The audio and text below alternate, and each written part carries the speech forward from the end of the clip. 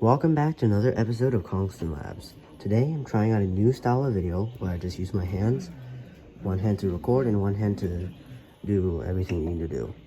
So today we're going to be installing Klipper on this Ender 3. Now ahead of time, I've already done the necessary preparations of imaging the Raspberry Pi OS onto the SD card of this and connecting it to the internet. However, no Klipper install has been installed and it is still running Marlin firmware. Now before you go attempt this, you need to know what motherboard you have installed. To do this, you may open up the printer and find out. But for a fact, to save time, and I know for a fact that this printer has the Big Tree Tech SKR Mini E3 V2. What you'll also want to do is take note of your hardware configuration. We have a BL Touch and we have a new extruder.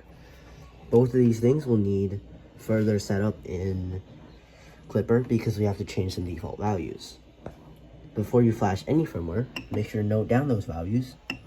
You may find them usually in configuration, advanced settings, and then the important ones here are steps per millimeter, your probe offsets. That's pretty much it. So if you click steps per millimeters, it'll show that I have the E steps, the extruder steps, at 395.76. Make sure you take note of that before you flash the firmware. For probes offsets, you need to make sure that you take note of your XYZ offset. Z offset you can reset, but XYZ offset will be harder to measure. Unless you're upgrading your printer, you should already have these. Either that, or if you don't have a probe, then it wouldn't matter. So, over to our desk. Today we'll be using the Klipper Installation and Update Helper, otherwise known as Kia. It is a very good installation script written by these fine folks, or contributed by them. You can find it on GitHub and then DW0 Kia, or just Google search it. This is quite easy to use. I've already done this. You can follow the instructions on their page to image your Raspberry Pi, and we're going to be starting right here. So first of all, we're going to be needing a terminal into your Raspberry Pi, and I suggest using SSH, but if you somehow have another method to access your Linux device, that would work too. So for your IP address, in order to find it, you'll need to use some software to do that, unless you already set it up. In that case, you can just enter it now. Usually this error won't be the one that pops up, but this does because this is not the first time you've used the same IP. Just press accept and then log in with the details. Okay, so I had a few problems, so we had to switch to a different Raspberry Pi. As you can see, it now works, and we can now proceed to install Kia. It's actually quite easy. You only need pretty much these 3 lines of code, where you can just copy, go back to PuTTY or whatever terminal you have, and then paste it in. Once you did the final command, we should be at the Kia screen. So what you can do now is, for Kia V6, it doesn't really matter. In the past, I've had issues, but I hope it's fixed now. Then we can go install Klipper, one instance. You can do this if you want. I'm gonna do it, and then it'll do it automatically. Once you get to this point, just type yes, and then set up Moonraker. You can create an example, and then just wait for this to finish. Once you finish installing Moonraker, you may move on to the web interface. You can pick either, so I'm just going to leave it up to chance. I'm going to do a coin flip.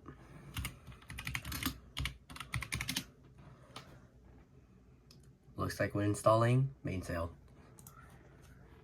So, if you choose Mainsail, just press 3.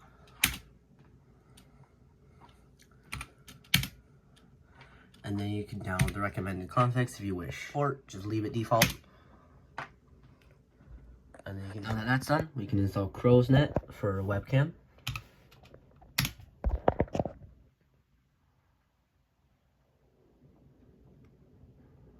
We can reboot later. Okay, so after following the on-screen instructions to quit Kia, you may now go to the Klipper GitHub and find your respective configuration. It'll usually come with a little blurb about how you should set up the options. So now we can go to Klipper. Inside this Klipper directory, we can go make clean. And then now we can do make menu config. First, we need to turn on this.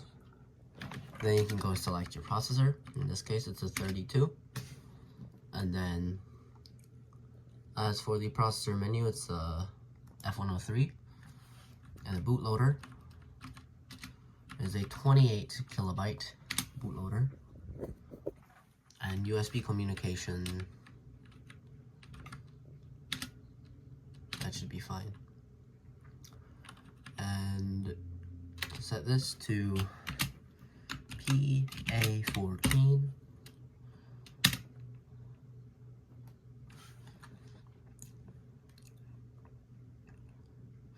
And then you can see here it says copy the firmware.bin that it comes out with.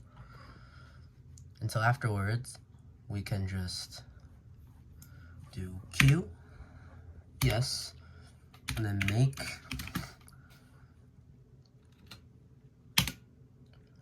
and then it should just build everything. Next, after you see this, we can go to your file browser of choice. Like I will use, I'll use FileZilla. Most people use WinSCP, but I find FileZilla is pretty good. Type in your IP.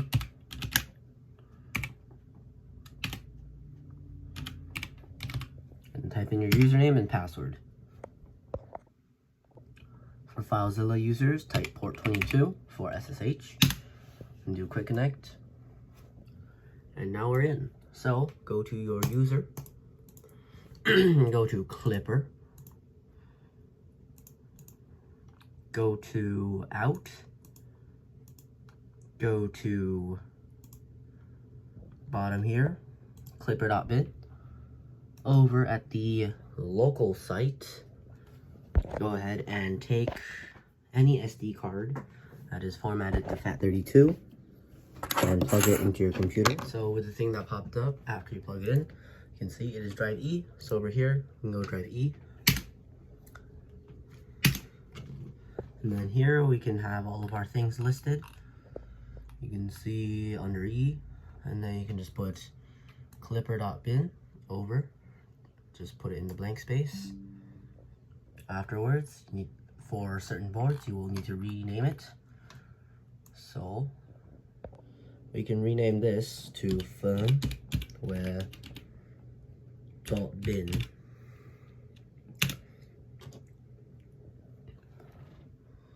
And then, so next, you can just take it out. Oh geez, I accidentally sit down. Once we head over to the printer, put the SD card in.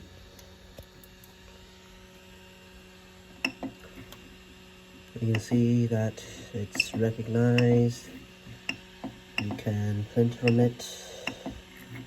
So we can turn it off.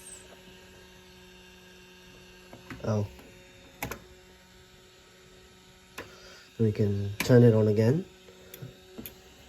The USB power does go from the Pi to the board, just be careful of that. Might want to solve that by adding a little piece of tape on the positive terminal. We won't be doing that today. And then your screen shouldn't do anything at the moment because we haven't set it up yet. So now we're gonna head back to the computer. Go to your browser of choice and then type in your IP address again. So you can go to your computer, type in the IP address, go to machine, printer.cfg, and then paste into the example. So once you have something that looks like this, there's an identifier. We need to find that through PuTTY again. Come over here, type in your IP, go sign in.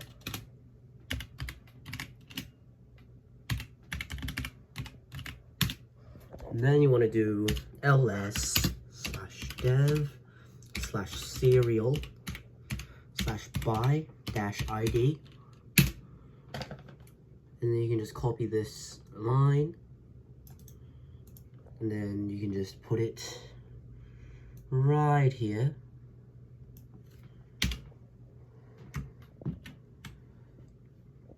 And then that should make it connect at least. Your positions and other things, we can tweak that in a bit. Hit save and restart. And your printer should connect. And we should be good for now, although we will have to define these later. Okay, so to set up the BL Touch from the default, you can just copy this from anywhere, but we will change these numbers. So you can go to, I took it from somewhere. Z probe, you can just look. PA1 corresponds to the control pin. PC14 corresponds to the sensor pin. So if we go over here, we can change it to PC14. And then the control pin remains PA1. Now these offsets, you can calculate them, or you can take the ones from earlier. That's what I'm going to do right now. Okay, don't do what I did and don't get it from random places. You can get this from the Klipper docs. Just put this in your config, change sensor, change control pin to your corresponding pins as per your diagram. You can find these in a lot of places. Don't use my pins because they might not match your printer. Add this section as well. And come over here and just paste it like right under there.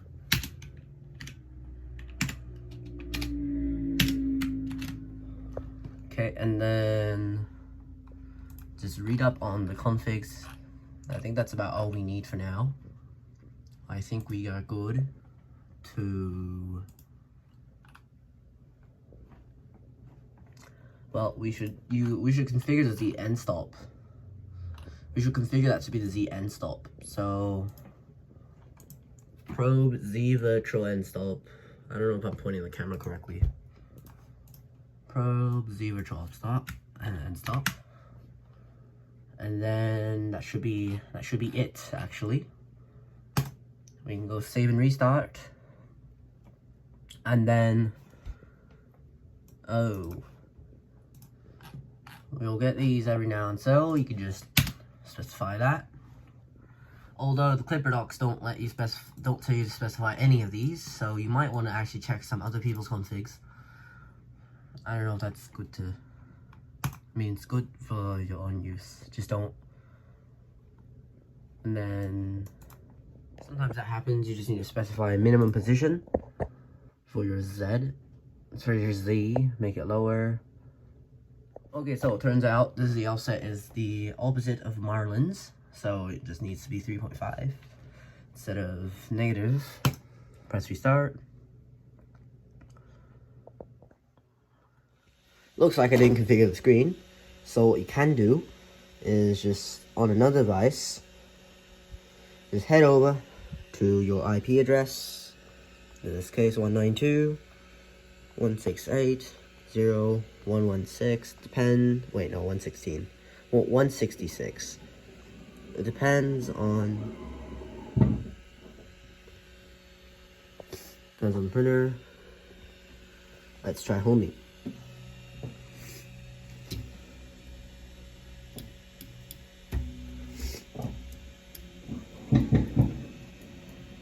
Don't mind the noises. Okay, so we have some errors.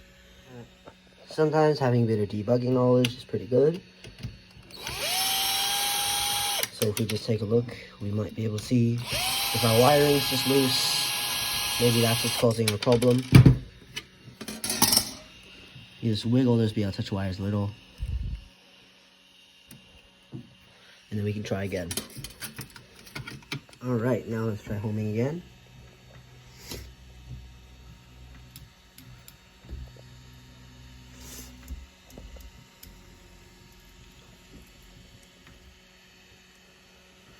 Nope, we're getting the same error.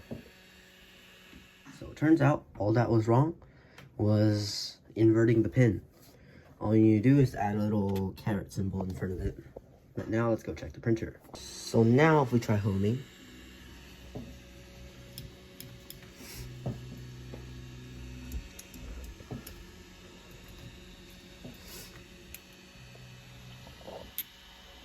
and we're home properly now. Yay. So now we can reassemble the printer from the bottom, and then that should be about it for installing Klipper. Actually, I will not be testing it in this video because it's been a while. I know I don't release videos often, but they take a lot of time to make, take a lot of your energy. But I know it sounds like I'm making excuses, but thank you for watching. If you like this new style of video, leave a comment. If you don't, leave a comment. Otherwise, see you guys next time.